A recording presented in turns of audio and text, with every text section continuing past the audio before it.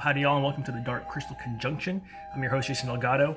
We recently just heard a 2-minute clip from an interview with Sam Downey conducted with Dark Crystal Novelization author A.C.H. Smith.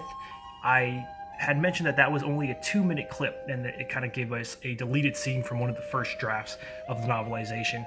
There was more the author says regarding the Dark Crystal, and that is what we're going to listen to together today on the Dark Crystal Conjunction.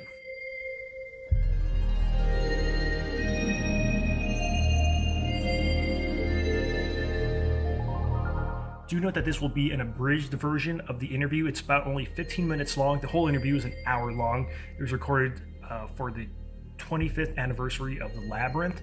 It was originally recorded in Bristol in 2011, although it came out in 2012. Again, the link is going to be in the description. If you want to hear the whole thing, again, I encourage you to listen to that. I'm only going to edit it down to have the relevant Dark Crystal parts. So without any further ado, let's listen to this interview together. You're listening to a podcast produced by D-Sounds Media. Find us online at www.dsounds, that's DSAUNDZ.co.uk. Hello everybody, I'm Sam Downey, and in this podcast I'll be speaking with Anthony Smith, who's a novelist, playwright and poet who's based in Bristol, southwest England. In this podcast interview, we discuss about the 2 novelizations that A.C.H. Smith did for Jim Henson and the Henson Company for the movies The Dark Crystal and Labyrinth.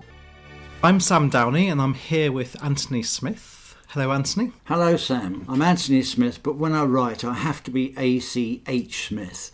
Sorry about all the initials. Well, there's about 5 Anthony Smiths who earn some kind of a living from writing, so I have to use a different name. Do you have a website so listeners can find out information? It's A.C.H. Smith, 8 letters, .co.uk.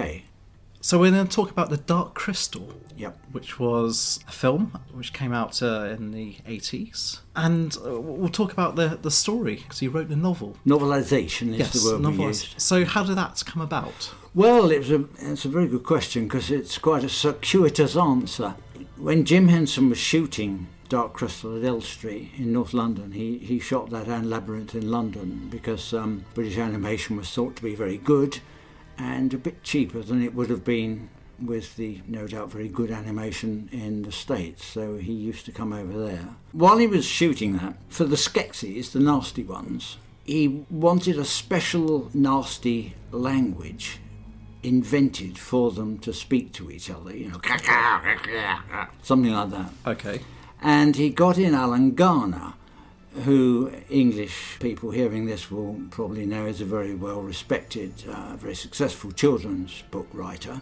He got Alan Garner in to create this language. The sad ending to this little bit of the story is that in the end, as happens in films, they decided not to use it. So Garner's contribution is, it's sort of, I think there's a word or two there, but they were supposed to have real kind of conversations in, kakoi, anthropoi kind of stuff, and it's not there now.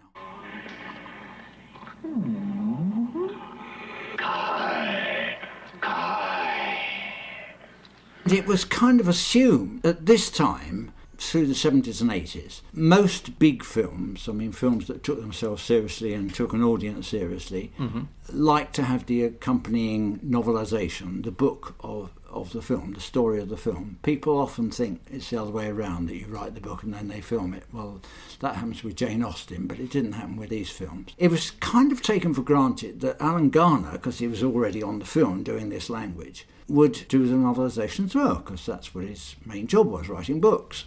And so finally the point came when I think it was Jim Henson himself said, "Oh, Alan, we'd like you to do the novelization." And Alan Garner said, "No thanks," because he got his own books to write, Yes. It takes a while to write a book, and he got other books he wanted to get on with.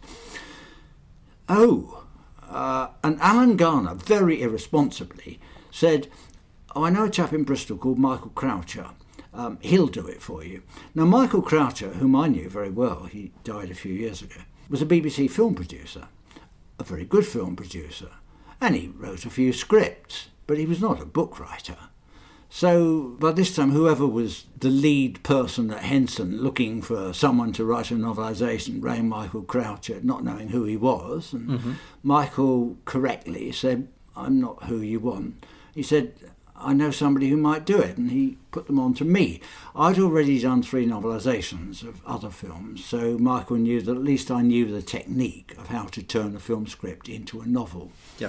So by this time, completely lost in a foreign country, the American, whoever it was, at Henson's rang me, some guy called Smith, and I said, yeah, sure, why not? I needed the work and I hadn't got anything else going on at the moment, so I did it. And it was one of the luckiest things in my life, because the film, of course, was a huge success, as a result of which my name was number 3 on the New York Times bestseller list. I'd like to think I put some virtue into the book, but it wouldn't have been on the list anywhere if it hadn't been for the big success of the film, of course. But secondly, I got to know Jim Henson and some of the other people around him, and they were just wonderful. And I was very impressed with Henson. My experience of writing novelisations had been that the film people, as far as they were concerned, it was an extra source of a little income and also very good publicity for the film, because if all the bookshops have got this book in it, then a few people will be motivated to go and see the film. But it didn't go beyond that. Jim was quite different. Jim read my first manuscript, sat me down to lunch with him in the Elstree studios, talked through what I'd done, basically was very nice and liked what I'd done, but picked up a few things here and there, like for people who know Dark Crystal, they'll know the pod people. Well, around page 100, I started to get just slightly bored with the pod people, because they hadn't got much going for them, really. They weren't much they were kind of dumb village, like potatoes, Yes. And so when one of the Garthim, the nasty monsters working for the Skeksis, was carting a bag load of pod people up to the castle to have their life juices extracted, just to amuse myself, I had a page and a half where the Garthim tripped and a sack full of pod people went over the cliff edge and crashed at the bottom, and was that? It was full of pod people, and they smashed at the bottom, you see, and I just thought it quickened the book up a bit for a page and a half, and over lunch Jim said, no, you can't. I mean, not because it wasn't in the film, because in a minute I'll give you an example of me putting something in that wasn't in the film he was perfectly happy with. It was because he thought, and I now see correctly, he thought that it was an element of gratuitous cruelty that didn't belong there. I mean, these poor pod people were being taken up to be squeezed like olives in a press to have their juices out. I mean, their fate was pretty grim as it was. But to go by accident over the edge of a cliff and be smashed on the rocks below, Jim thought was simply out of key with the rest of the story, and I now see that he was right. But apart from that, there were a few tweaks here and there. He'd say, not quite sure about that, have a look at that. But he wasn't insistent. I mean, in no way was he saying, I've got to do this, I've got to do that. He was always saying, don't you think? Maybe we should try it, so forth, so forth. It was very flattering.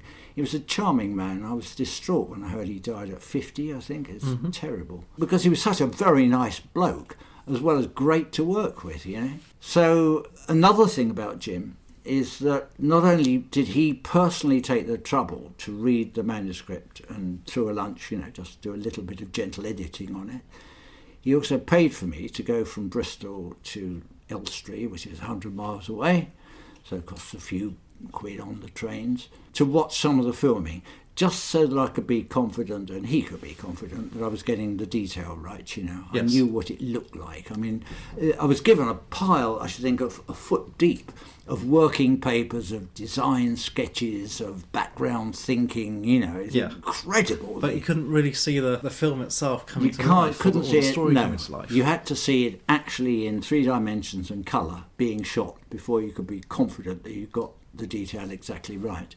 To be honest, I've never heard of any film company or television company taking that much care over a novelisation, because it mattered to Jim. I mean, he was such a 100% guy and so concerned to give his audience the real thing and not something second-rate or phony, that he knew that he needed me to go to that trouble and him to go to the expense of paying me to go and sit there for a few days and watch the filming. So I couldn't have been more impressed with Jim Henson, working for him. So how well did the book do after, when The Dark Crystal came out? I said it went to number 3 on the New York Times bestseller list, so that's an awful lot of books that it sold to get there. Yeah. I also know that it was a sensation, the film was a sensation, and therefore the book with it, in Japan. It was huge in Japan. Don't ask me to understand the Japanese sensibility, but something about The Dark Crystal really spoke to the guys and goddesses in Japan. I've got it over there, the Japanese version. It came out in several other languages, German, French, I think, probably one or two other European languages. I was with a girlfriend in Munich, and we looked along the shelves, and there it was. And she persuaded me to do something really rather naughty. When the assistant wasn't looking, I took a copy down from the shelf, autographed the title page, and put it back on the shelf. And Claudie, my girlfriend, said, when somebody buys that, they'll be furious that somebody's been scribbling inside it. They don't know that it's the author's autograph. So I know it went into German, I remember that. And it sold all over the world. Tell me about the story about actually writing a novelisation of a film. What's the process behind it? How did you start? Do you get given the scripts, or...? Yeah, you get given the scripts plus all these think papers and design sketches and things that I mentioned. So how do you go from there? How do you build it? The hard work's already been done for you. I mean, I write novels as well and plays, and when you're starting from scratch, you've got all that work to do of story construction, of characterisation, and then dialogue. You know, it's a lot, and of course you love doing it and you're not complaining, but it's still a lot of work. When you're doing a novelisation, someone's already done the whole storyline for you, the structure, the scene breakdowns and so forth, and they've done dialogue. You need to do more, but it's easier to do some when you've already got some of it going. You know, you simply pick up the tone that it's written in and carry it on from there. Your main job is to find the right tone for the narrative voice, because of course that's not in the film. And therefore you've got to find your situation, your relationship as a storyteller, you know. Yeah. That's nothing like the work that it would be if you were just writing a novel from scratch. So I'd just sit down and, you know, I'd start on page 1 of the film script, really. I mean, obviously I'd read the screenplay about 4 or 5 times so that I knew it pretty thoroughly. Yeah. And then I'd start again at page 1 and start, as I went along, decide what I'd use, what little I wouldn't use. I use most of it, but there are bits that clearly work very well on film that would be almost impossible to bring off on the page. But also a lot more that I would have to put in, like, this is not an example from The Dark Crystal, but the prince leant back, lit a cigarette and thought about his situation, and then you have him thinking about his situation. I mean, you can do that thing that novels can do, that films can only invite the audience to do. You know, you can see a man light a cigarette and think, but the audience has got to work out what the character's thinking about at the time. So in a novel, you do that work, you know. But it's quite a lot of hard work, but it's a whole lot of fun. I mean, I really enjoyed doing that. So what did you get out of The Dark Crystal? The book got published. What happened then? Well, obviously I got paid a nice fee to do it. That goes without saying. Apart from that, it probably did me no harm that suddenly my name was in play and the New York Times and places like that. You know, it increases your status. Although, you know, people are not fools. They know what novelizations are, and they know that, you know, just because the book did so brilliantly doesn't mean that means automatically I'm a brilliant writer. I'd simply done a decent professional job on the task I was given, you know. But it certainly does you no harm. But beyond that, I also got a very enjoyable sense of the pleasure of working with very professional people. I'd done quite a lot of television of my own at that time. I mean, I was a professional. I was used to working with people like that. But when you start working with people like the Jim Henson company, you suddenly realise that you've been, you know, fishing in the backwaters, and suddenly you're in a rather bigger stream with a lot of very talented people around. And it's thrilling, quite frankly.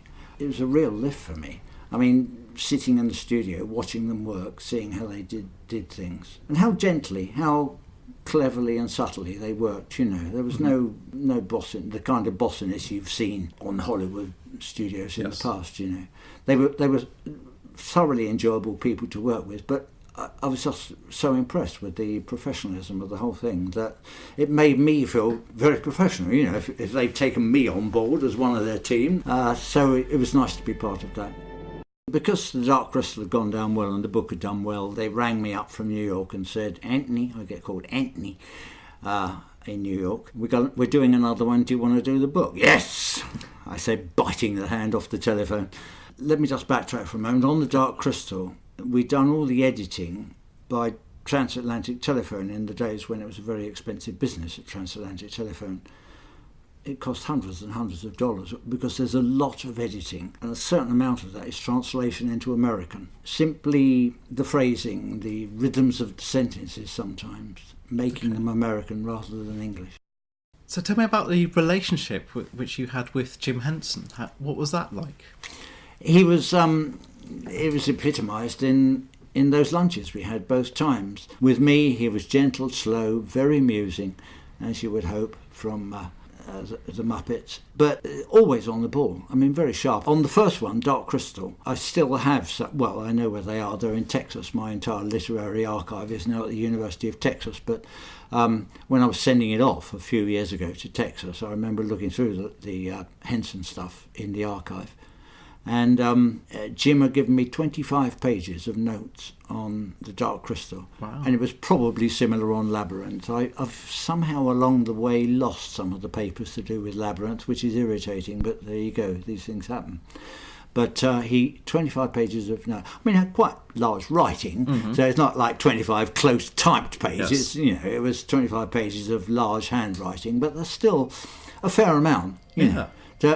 I mean, it's a fair amount of trouble for Jim Henson to have taken over the book, you know, to go with this film. And it's simply another testimony to how much it mattered to him that the book wouldn't let the audience down any more than the film would, you know. The integrity of that is what just impressed me. But he was very nice to talk to, you know. So 25 years on, looking back at the Dark Crystal and Labyrinth, what do you think of them now? Well, I'm proud to have done them, and I'll offend or disappoint a few people hearing this by saying that I actually, in the end, prefer Labyrinth to Dark Crystal, but it's simply more my kind of story. It's got that Monty Pythonish fairy tale quality to it. But I admire Dark Crystal very much, and it's a touching story and very beautiful. I mean, I think the film visually is stunning, Dark Crystal. I'm proud to be associated with them.